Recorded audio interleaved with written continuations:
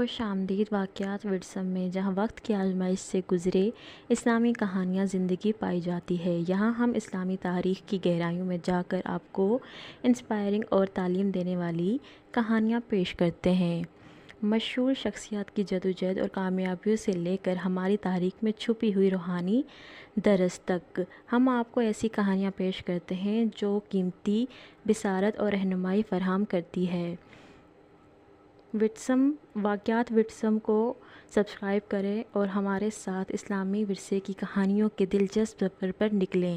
ہمارے ساتھ شامل ہوں اور ان کہانیوں کی دریافت کریں جو ہمارے اور ایمان کو امیر بناتی ہیں۔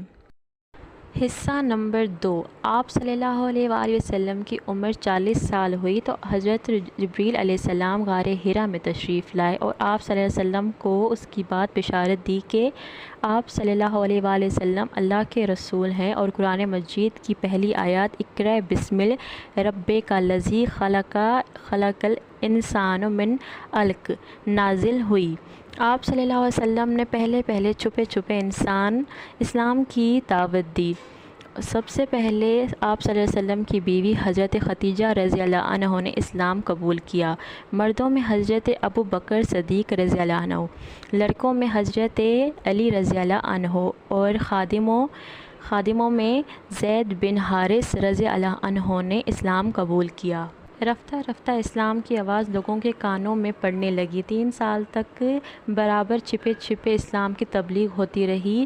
اس عرصے میں 30-35 آدمیوں نے اسلام قبول کیا۔ کعبہ کے قریب ایک گلی میں حضرت زید بن ارقم رضی اللہ عنہ کے مکان میں حضور صلی اللہ علیہ وسلم اور تمام مسلمان جمع ہو کر اللہ کی عبادت کرتے تھے۔ 3 سال بعد کھلم کھلا اسلام کی دعوت دی گئی۔ اس کے ساتھ ہی حضور صلی اللہ علیہ وآلہ وسلم اور آپ پر ایمان لانے والوں پر تکلیفیں اور زانوں کے سلسلے شروع ہو گئے۔ حضرت حمزہ رضی اللہ عنہ، حضرت عمر رضی اللہ عنہ وغیرہ نے بھی اسلام قبول کر لیا۔ عرب کے سرداروں وغیرہ کی تکلیفوں سے تنگ آ کر سب سے پہلے حضور صلی اللہ علیہ وآلہ وسلم کے حکم سے حبشہ ایک شہر کی طرف چند صحابہ اور صحابیات رضی اللہ عنہ نے ہجرت کی۔ اسی زمانے میں آپ صلی اللہ علیہ وآلہ وسلم نے طائف ایک شہر کی تبلیغی سفر فرمایا، اور معراج کا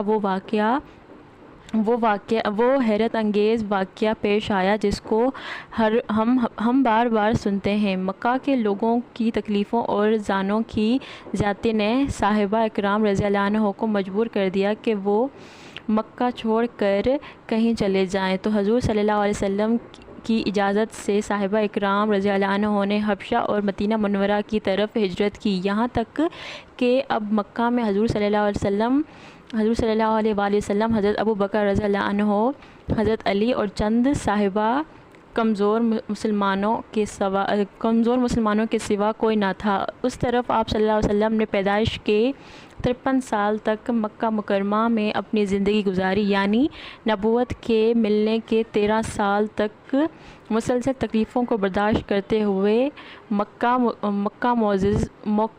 معظمہ میں زندگی گزاری۔